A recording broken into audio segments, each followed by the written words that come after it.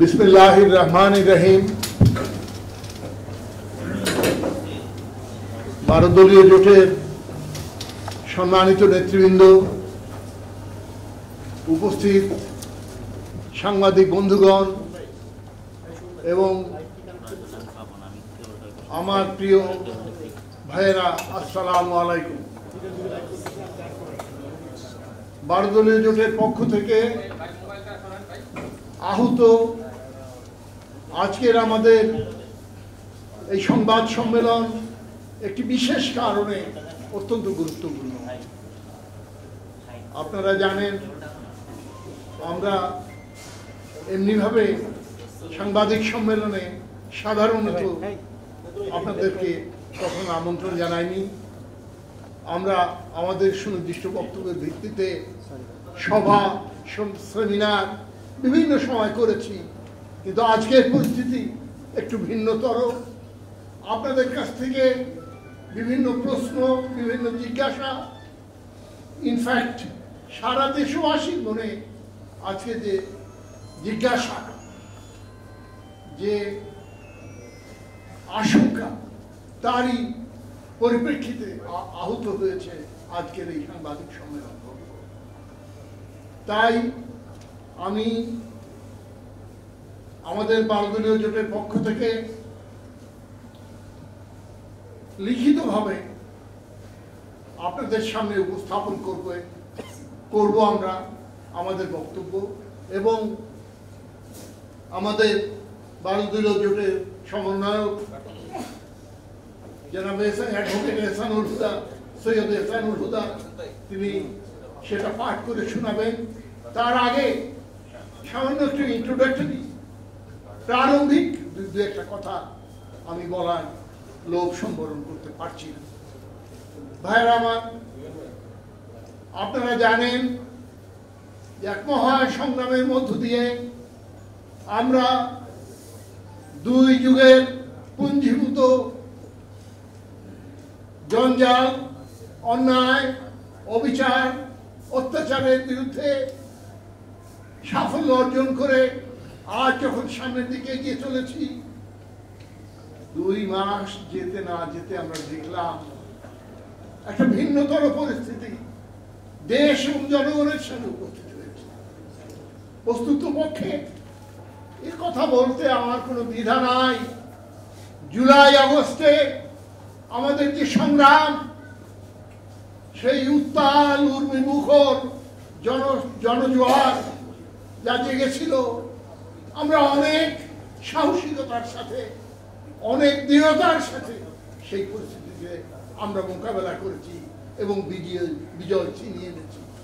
কিন্তু আজ 2 মাসের মাত্র সময় অতিক্রান্ত হতে না হতে আমরা লক্ষ্য করছি, আমরা দেখতে পাচ্ছি সমাজ জীবনের সর্বত্র একটা জিজ্ঞাসা, একটা অনিশ্চয়তা ভর করে চলেছে, আমাদেরকে বিভ্রান্ত করছে। আজ জাতি একটাই জিনিস শুধুমাত্র চায়, সেটা হচ্ছে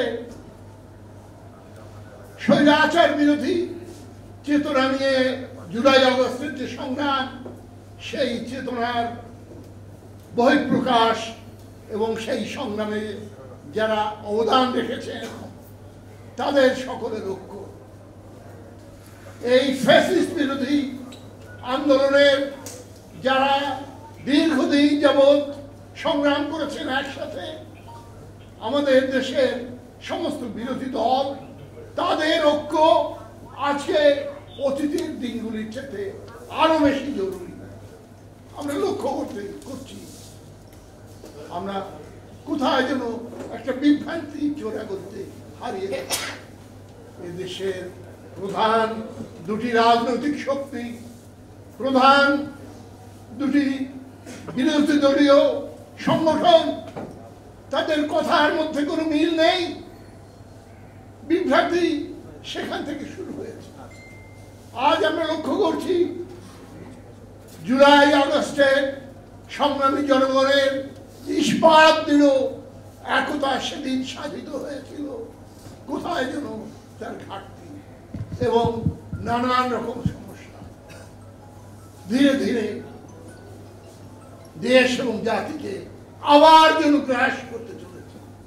আপনারা জানেন ঠিক এই মুহূর্তে ঢাকা হাইকোর্ট ঘেরাও করা হচ্ছে।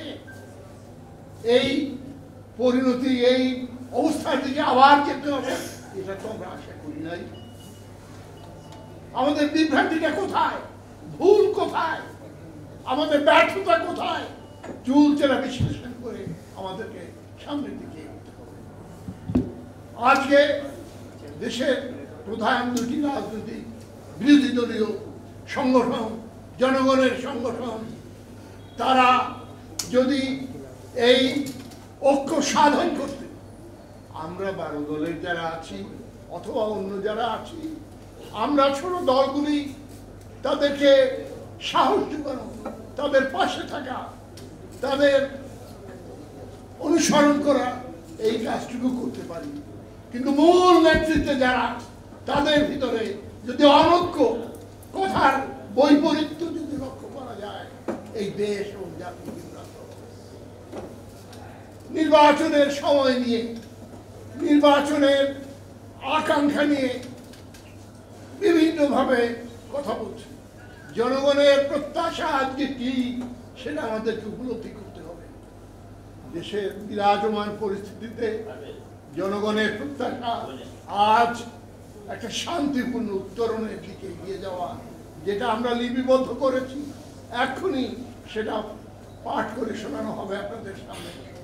আমি শুধু এই কথাটুকু বলে শেষ করতে চাই যে 12 দলের পক্ষ থেকে এবং প্রকৃতপক্ষে এদেশের সমস্ত জনগণ, গণতন্ত্রকামী জনগণের পক্ষ থেকে আমাদের একটাই মাত্র দাবি, সেটা হচ্ছে ফ্যাসিস্ট বিরোধী আন্দোলনে যারা অংশগ্রহণ করেছে তাদের ঐক্য, এবং এই ঐক্যই একমাত্র এই দেশ এবং জাতিকে বাঁচাতে পারে।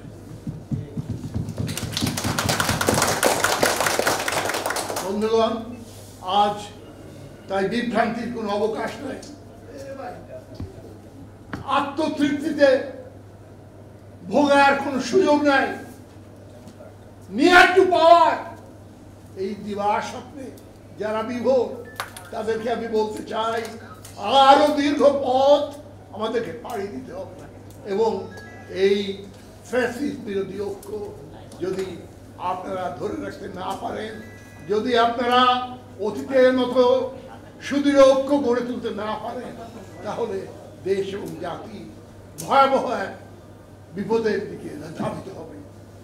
আমি আমাদের 12 দলীয় জোটের সমন্বয়ক সৈয়দ এহসানুল্লাহ খুদা, তাকে অনুরোধ জানাচ্ছি আমাদের এই জোটের পক্ষ থেকে লিখিত আকারে আমাদের বক্তব্য আপনাদের সামনে পাঠ করে শোনাবার জন্য।